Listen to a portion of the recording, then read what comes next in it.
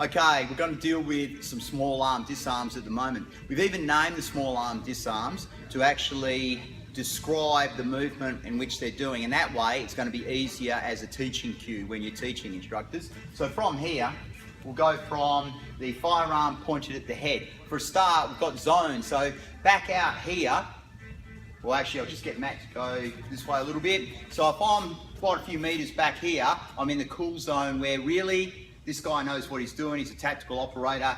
There's no way I'm going to breach that in any way, shape or form without getting shot. We then have, Matt comes forward a little bit, a position here where, as you can see, it's still out of my reach, and that is what you'd call a warm zone. Normally you wouldn't do anything unless you're in a situation. I'll give you an example. If he's already shot a couple of people and he's there and you can see, well, he's going to shoot me next, then you'd probably then have to actually act. Other than that, you'd be submissive and passive and wait for your opportunity, or just comply to everything he wants. So from this distance here, I may have to launch myself in there.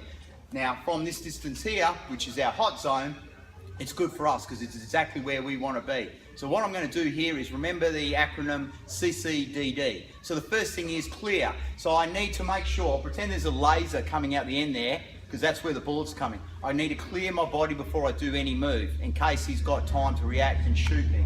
From there I need to get control. So I'm going to do the wild, wild west as in here. So we just bring our hands up, straight under the firearm, and I clasp in a nice two-handed grip around the barrel. From there I'm going to do the disarm, and that is a small rotation like a 50-cent piece. So the beaver tail and the sight go against his thumb and get the release. I'm then going to drive the rear beaver tail and sight and hammer into his face, causing huge trauma and mental disruption.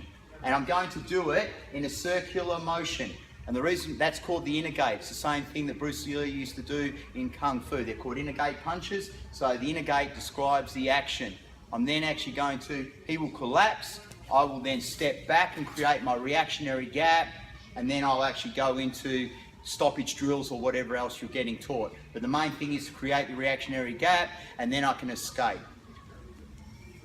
Just bear in mind one thing: when someone's pointing something that looks like a firearm at you, then we must teach the students that it is a fully functioning, real firearm with one round in the chamber and the safety off.